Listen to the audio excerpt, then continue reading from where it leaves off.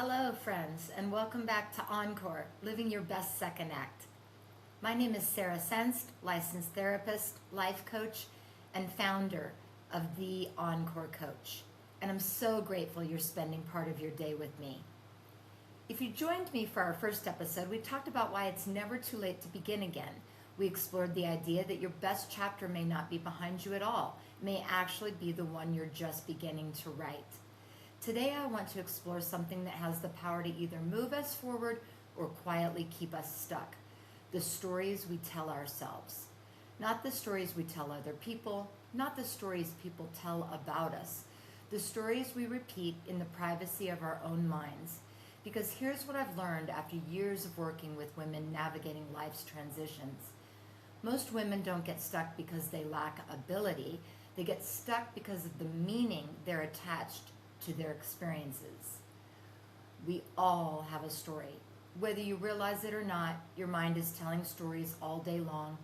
You wake up and think, I'm already behind. You make a mistake. I always mess things up. You look in the mirror. I'm getting old. You see someone else's success. Good for her, but that could never be me. Those thoughts often pass through our minds so quickly that we don't even notice them, but our brains notice. Our emotions notice, our bodies notice, and before long we begin living as though those thoughts are facts. The truth is they are often nothing more than stories, stories we've repeated so many times that they've begun to sound like the truth. Can I share something personal, a bit of my own story? There was a season in my life when I believed a story that almost became my identity. It wasn't spoken out loud very often, but it quietly lived in the background of my thinking, and it was powerful. The story was this: I've had too many setbacks to create the life I really want. After divorce, obesity, financial devastation, starting over, changing careers later in life, getting an advanced degree later in life, I could have easily believed that my opportunities were behind me, that life had already happened, that everyone else was farther ahead. Have you ever believed something similar? Maybe your story sounds different. I'm too old. I've missed my chance. No one needs me anymore. I'm not confident enough. I've never been good enough. The details may be different, but the result is usually the same. We stop moving, we get stuck. Not because life told us to stop, because our story did. One of the most fascinating things about the human mind is that it wants consistency. If you tell yourself long enough that you're shy, you'll begin avoiding opportunities. If you tell yourself you're not creative, you'll stop trying new things. If you tell yourself relationships never work out, you'll notice every disappointment while overlooking moments of connection. Our minds naturally look for evidence that supports what we already believe. It's almost like we're wearing a pair of glasses. If the lenses are scratched, everything looks distorted. The world hasn't changed, the lens has. Sometimes the greatest transformation isn't changing our circumstances, it's changing the lens through which we see them. As a therapist, one of the questions I ask clients is beautifully simple.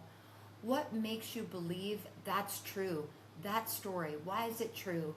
Sometimes they're surprised by the question, because they've never actually stopped to examine the story. They've simply accepted it as the truth. Let's imagine someone says, I'm a failure. Really?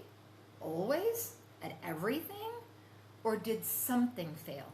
There's a big difference. Or someone says, nobody cares about me. Nobody? Not one person? Or are they simply feeling lonely today? Feelings are real. But feelings aren't always facts. Thoughts are so powerful, but thoughts aren't always true. Learning to separate those two things can completely change the direction of your life. As women enter the second half of life, I notice certain stories appear over and over again. Perhaps you've heard one of those in your own mind. Again, it's too late to start a business, too late to travel, too late to fall in love. Too late to go back to school. Too late to reinvent yourself. But who decided there was an expiration date on becoming who you were created to be? Or maybe the story sounds like I'm invisible now. Children are grown, careers have changed, parents may be aging, life looks different. Sometimes women begin believing they've lost their purpose simply because one season has ended. But endings often become beginnings, and purpose doesn't retire. Sometimes another story appears. If only I'd made different choices. If only I'd stayed married. If only I'd started sooner. If only I'd been more confident. If only has a way of keeping us trapped in yesterday. But we don't live in yesterday. We live here. We live now, today. And today is where change begins. I'd like to invite you to do something before we meet again for the second half of this conversation. Become curious. Notice your thoughts this week. Not to judge them, not to criticize yourself. Just notice. When you face something difficult, what story immediately comes to mind? When someone compliments you, what do you tell yourself? When you dream about doing something new, what voice answers back? Simply becoming aware of your inner dialogue is often the first step toward freedom, because we can't change a story we don't realize we're telling ourselves. And perhaps that's where your encore begins.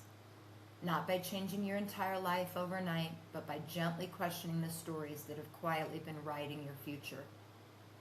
In the first half of our conversation, we talked about the stories we tell ourselves, the quiet narratives that shape the way we see ourselves, other people, and our future.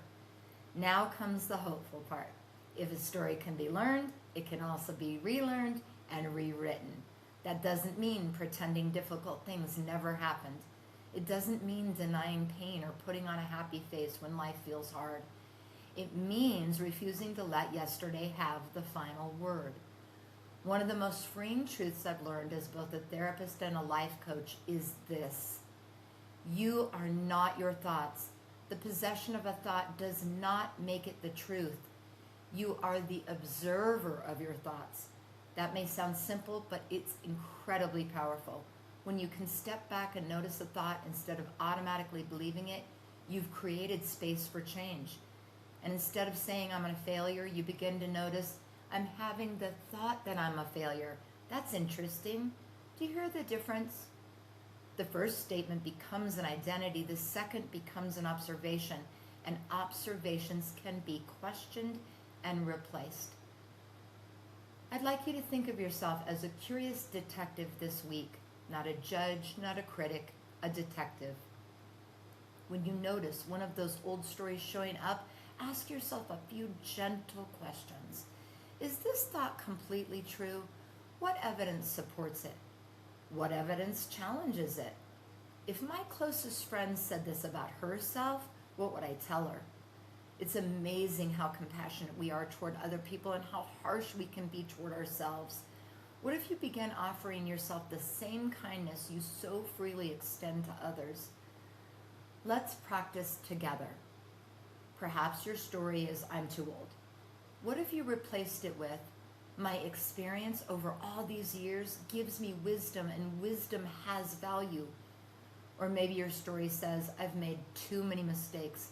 What if the new story became my mistakes have become some of my greatest teachers?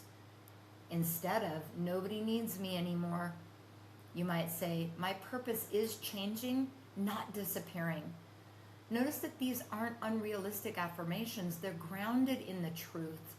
We're not replacing one false story with another. We're replacing fear with perspective and hope. One of my favorite things about working with women in midlife is watching them discover possibilities they never imagined. Some go back to school, some move out of state, some start businesses, some volunteer, some travel. Some finally write the book they've been talking about for years. Others simply learn to enjoy their own company for the very first time. Every one of these women began in the same place. They questioned a story that had been holding them back. The story wasn't stronger than they were. It was simply louder. Once they recognized it, they could choose a different voice, and so can you. How do we write a new story? Imagine your life as a book. Every chapter has mattered. Some chapters were joyful, others were heartbreaking, some were filled with unexpected detours. But here's the beautiful news. You are not living in chapter 3 anymore. You're writing a brand new chapter today. You don't have to erase the past to embrace the future. The earlier chapters helped shape you, but they don't have to define the ending. That's what an encore is all about. Not pretending the first act didn't happen, but believing there's still another beautiful act waiting to be lived. As we close today, I'd love for you to spend a few quiet moments reflecting on the following questions. What story have I been telling myself that no longer serves me? Where did that story begin? Is it based on facts or assumptions? What would change if I no longer believed it? And finally, what story do I want to begin living instead? Sometimes the right question changes us more than the right answer. In this week's journal prompt, it's simple. Complete these 2 sentences. The story I've been believing is, then write honestly. Don't censor yourself. When you've finished, begin a second paragraph with these words. A truer and kinder story is, allow yourself to write from a place of hope instead of fear, from your future. You may be surprised what emerges. Here's your encore challenge for this week.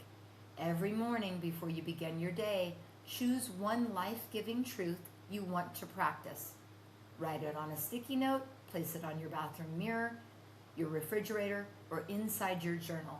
Read it aloud every morning, not because repetition is magic, but because your mind needs to hear something different than the old story it's been rehearsing for years. Small changes in thinking, practiced consistently, often become profound changes in living. As we finish today, I want to leave you with this thought. The stories we tell ourselves become the lens through which we see our lives. Some stories keep us small. Some stories keep us afraid. Some stories convince us our best days are behind us. But none of those stories have to become our future. Your past may explain you. It does not define you. You're still growing, learning, still becoming, and perhaps your most meaningful chapter hasn't been written yet. Thank you for joining me today on Encore, Living Your Best Second Act. If today's episode encouraged you, I hope you'll share it with a friend who may also be carrying an old story that's ready to be rewritten. And if you haven't already, I'd love for you to like and subscribe this episode so we can continue this journey together. It's all free. Until next time, remember this. You are not the story that wounded you. You are the author of the story you're writing today. And I believe with all my heart, your best chapter is still to come. Take care, my friend. I'll see you next time.